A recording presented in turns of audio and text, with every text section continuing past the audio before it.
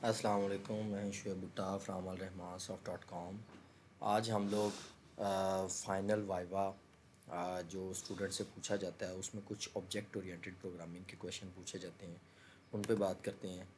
Object oriented programming में जो हमसे क्वेश्चंस पूछे जाते हैं, सबसे पहले तो जनरेशन की बात करते हैं। हमारे पास जो फर्स्ट जनरेशन लैंग्वेज होती है वो हमारे पास मशीन लैंग्वेज है। ठीक है, इसको मैं फ़र्स्ट जनरेशन लैंग्वेज का नाम दूंगा। मशीन लैंग्वेज जो है वो हमारे पास फ़र्स्ट जनरेशन लैंग्वेज है। फ़र्स्ट जनरेशन लैंग्वेज ऐसी लैंग्वेज जो कंप्यूटर के करीब तर हो और जो ह्यूमन है उसके अंडरस्टैंडिंग की कैपेसिटी ज़रा उसके रेलिवेंट ना हो। फिर हमारे पास सेकंड जनरेशन लैंग्वेज आ जाती है। सेकंड जनरेशन लैंग्वेज हमारे पास जो है वो है असेंबली लैंग्वेज। ऐसी लैंग्वेज जो कंप्यूटर से थोड़ी सी दूर है, मतलब इसमें हम स्मॉल वर्ड्स यूज़ करते हैं। ऐड,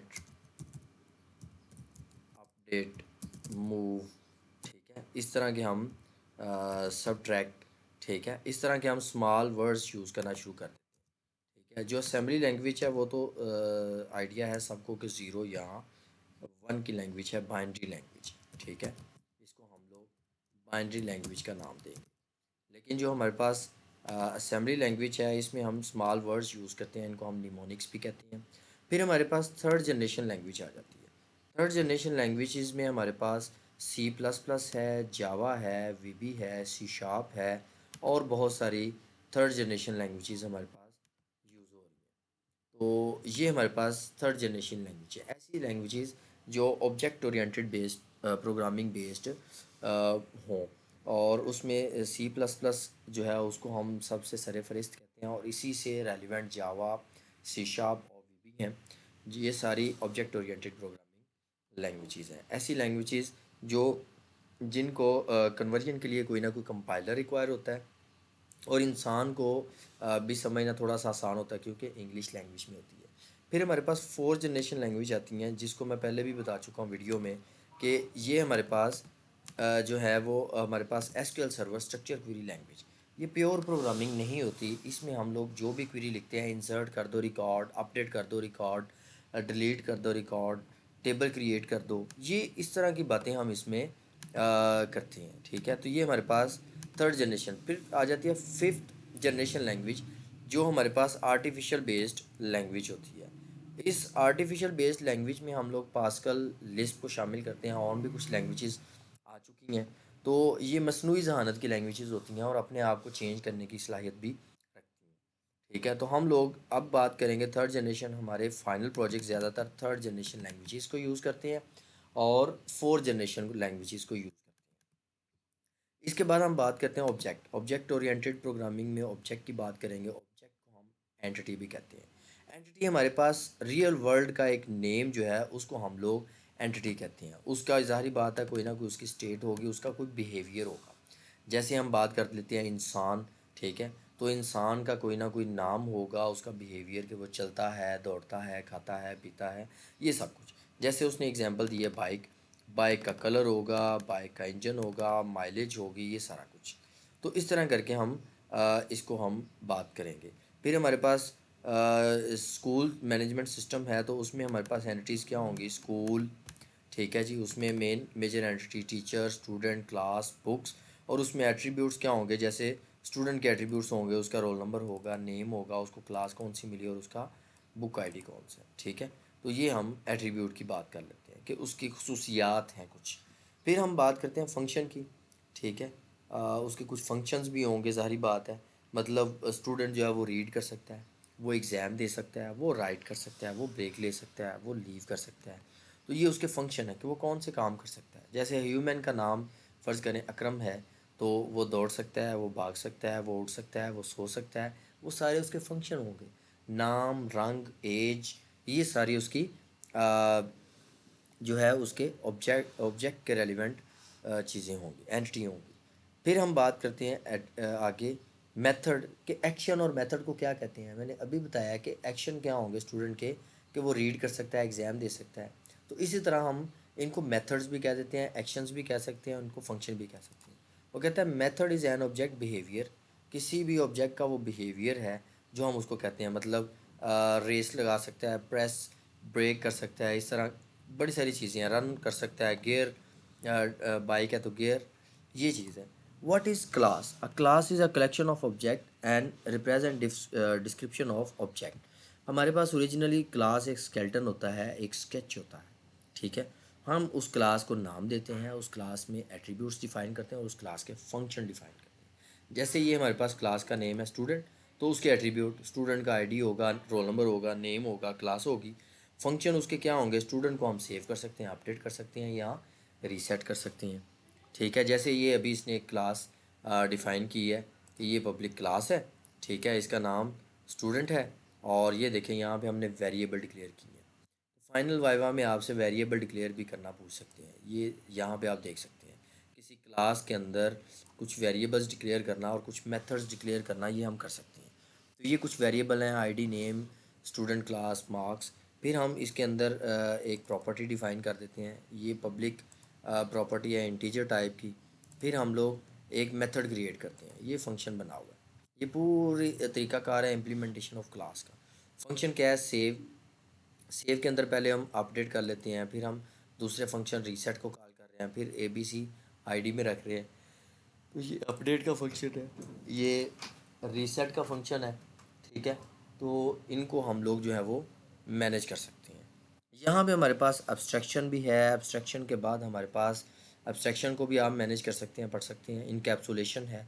इनकैप्सुलेशन क्या होगी? Encapsulation is a process of keeping or enclosing one और more item within a single physical logical package. ये क्या होता है कि इनकैप्सुलेशन में हम क्या करते हैं कि हम कुछ चीज़ों को हाइड कर लेते हैं, ठीक है। जैसे ये हमने एक गेट इंजन फार्मूला हमने लिया और इसमें हमने कुछ मेथड प्राइवेट डिक्लेयर किए। प्राइवेट हैं तो ये इनकैप्सुलेट हैं दूसरों के लिए, ठीक है। यहाँ पे हम क्या करते हैं, एक और फंक्शन क्लास ले लेते हैं बाइक की, ठीक है। बाइक की क्लास में कुछ चीज़ें पब्लिक पड़ी हुई हैं, कुछ चीज़ें प्राइवेट पड़ी हुई हैं। तो गेट माइलेज, गेट कलर, ठीक है। ये देखें, it's public access outside the class, is public accessible outside the class. ज़ाहिर बात है पब्लिक चीज़ें जो है वो आउटसाइड द क्लास जो है वो एक्सेसिबल होंगी। लेकिन हम बात करें इसकी प्राइवेट, तो ये जो है ये पब्लिकल एक्सेसिबल नहीं है। तो ये हमने इसको इनकैप्सुलेट कर लिया, ठीक है। So it's not accessible outside the class. तो ये एक एग्जांपल है कि हम एक मेथड बनाते हैं और उसको हम आउटसाइड द क्लास एक्सेस नहीं कर सकते। ये इसका तरीकाकार है। ये फिर हमें इसका तरीकाकार यहाँ पे ये देखें, ये एक मेन फंक्शन डिफाइन हुआ है और इस प्रोग्राम को रन किया हुआ है, ठीक है। देन हम what are access specifier. Access specifier ये हमारे पास होते हैं कुछ चीज़ें आप देखें पब्लिक होती हैं, ठीक है। पब्लिकली मतलब हर जगह अवेलेबल। कुछ चीज़ें प्राइवेट होती हैं, उनका स्कोप क्या होता है? लिमिटेड होता है क्लास के अंदर। कुछ चीज़ें प्रोटेक्टेड होती हैं। स्कोप जो है accessible is limited within the class abstract the class drive, या ये ड्राइव क्लास तक होती हैं, ये इनकी विद इन द क्लास जो है वो हम इनको यूज़ करते हैं। तो ज़्यादातर ये प्रोटेक्टेड इनहेरिटेंस में यूज़ होती है। इंटरनल भी है, प्रोटेक्टेड इंटरनल भी है। यहाँ फिर कंस्ट्रक्टर और डिस्ट्रक्टर आ गए हैं। कंस्ट्रक्टर क्या है? Special method class which used when initialised object, ठीक है। ये ख़ास किस्म के कंस्ट्रक्टर जो हैं, जब भी हमको क्लास डिक्लेयर करते हैं तो उसी नाम से जो है हम एक उसका कंस्ट्रक्टर भी बनाते हैं जो उसी कॉल को ही क्लास को ही कॉल कर रहा होता है। फिर हमारे पास डिस्ट्रक्टर होते हैं, removing all the instance of class and releasing resource. Destructor क्या होता है? कंस्ट्रक्टर होता है कि चीज़ें कंस्ट्रक्ट करना, एक हिसाब से कंस्ट्रक्शन का वर्ड कह लें कि एक हमने क्लास बनाई है लेकिन उसके कंस्ट्रक्टर ही उसको कॉल करेगा, उसके सारे वेरिएबल्स, उसके सारे मेथड्स को कॉल करेगा। डिस्ट्रक्टर क्या होगा कि उसके सारे वेरिएबल्स और जो मेथड्स हैं उनको रिमूव करने के लिए यूज़ होगा। What are overloading? बहुत ज़्यादा क्वेश्चन पूछा जाता है, ओवरलोडिंग, ओवरराइटिंग स्टूडेंट से भी पूछा जाता है और देन ये इंटरव्यू में पूछा जाता है। तो मेथड ओवरलोडिंग मतलब हम दो तीन मेथड बनाते हैं। तो ओवरलोडिंग क्या होगा? ओवरलोडिंग अकर व्हेन टू और मोर method in one class have the same method name but different parameter. मतलब मेथड का नेम जो है वो सेम है, रन रन रन, बस उसके पैरामीटर जो है वो डिफरेंट है। तो ये हमारे पास ओवरलोडिंग कहलाएगा।